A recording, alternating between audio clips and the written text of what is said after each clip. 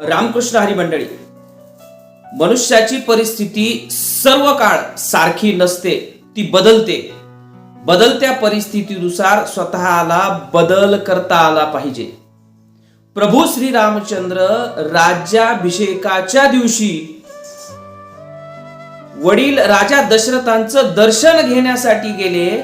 त्यावेळेस कळालं की राज्याभिषेक तर नाहीच, परंतु इथून पुढं 14 वर्ष वनवास भोगावा लागणार आहे. वडिलांची आज्ञा शिरसावंद मानली, राज्य सोडलं आणि वनवास स्वीकारला, तोही हसत हसत. जगद्गुरु संत तुकाराम महाराज म्हणतात, कै सकळ संपत्ती कै भोगणे विपत्ती, जैसी जैसी वेळ पडे तैसे तैसे होणे घडे. बदललेल्या परिस्थितीनुसार स्वतःमध्ये बदल करता आला तर जीवनात यश आहे.